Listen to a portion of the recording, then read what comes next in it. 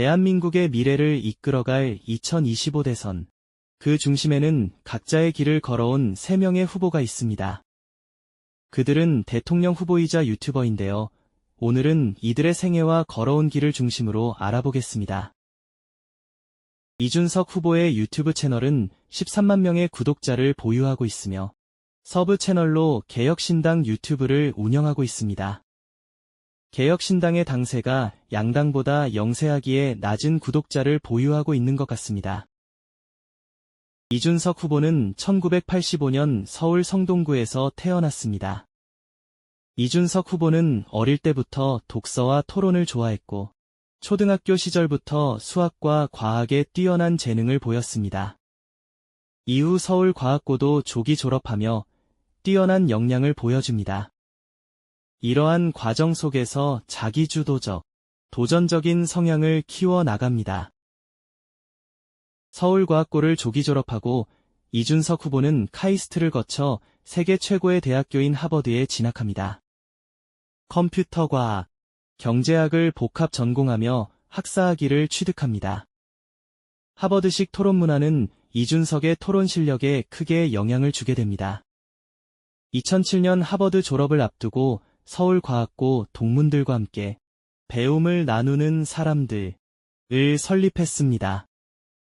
저소득층 중학생을 대상으로 멘토링을 제공하며 자체 개발 온라인 시스템과 교재를 활용해 봉사의 효율성을 높였습니다.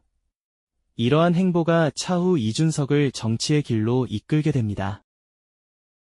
이준석 후보는 2011년 박근혜 당시 한나라당 비대위원장에 의해 인재로 발탁되어 정식으로 정치에 입문하게 됩니다. 청년 창업가이자 교육봉사자로서 청년, 교육 분야의 목소리를 대변하는 역할을 맡았습니다. 이준석 후보의 첫 출마는 2016년 20대 총선에서 서울 노원구에 출마했으나 떨어지게 됩니다. 이후에도 당 혁신위원장 등 당내 개혁 활동을 이어가지만 점점 현실의 벽을 느끼게 됩니다.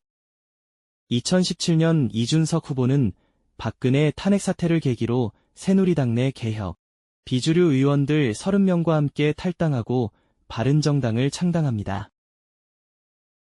바른정당 창당 이후 이준석 후보는 청년 최고위원으로 청년정치 활성화, 토론 배틀, 청년정치학교 등 혁신적 시도를 주도했습니다. 이후 안철수의 국민의당과 합당해 바른미래당을 결성, 새로운 보수당 창당에도 합류했습니다. 여러 당이 생기고 사라지다가 2020년 분열된 보수정당이 국민의힘으로 통합되게 됩니다. 이러한 과정 속에서 이준석 후보는 2018년 서울 노원 재보궐선거, 낙선 2020년 21대 총선에서 또 낙선하게 됩니다. 이러한 과정을 이준석 후보는 개혁 보수라는 가치를 지키기 위한 실험의 과정이었다고 회상합니다. 또한 실패와 좌절이 있었지만 변화를 위한 도전의 소중한 시간이었다고 말합니다. 2021년 이준석 후보는 국민의힘 제1차 전당대회에서 당대표에 선출되었습니다. 이준석 후보 체제에서 국민의힘은 2022년 대선과 지방선거에서 모두 승리합니다. 국민의힘 시절의 이준석 후보는 두 선거의 승리에 큰 공을 세운 것으로 평가받고 있습니다. 그러나 이후 여러 사건들로 인해 국민의힘에서 탈당하게 됩니다. 국민의힘 탈당 후 이준석 후보는 개혁신당을 창당했습니다. 2024년 4월 이준석은 경기 화성시에 출마해 첫 국회의원이 되었습니다. 해당 선거에서 자신만의 선거 전략으로 거대 양당에 승리한 경험은 이후 대통령 출마에도 큰 영향을 줍니다. 2025년 이준석은 개혁신당 대선 후보로 선출되었습니다. 우리는 흔히 각 후보의 부정적인 사건이나 논란에만 집중하는 경향이 있습니다. 하지만 정작 후보가 어떤 삶을 살아왔고 어떤 정책과 비전을 펼쳐왔는지에 대해서는 깊이 들여다보지 못하는 경우가 많죠.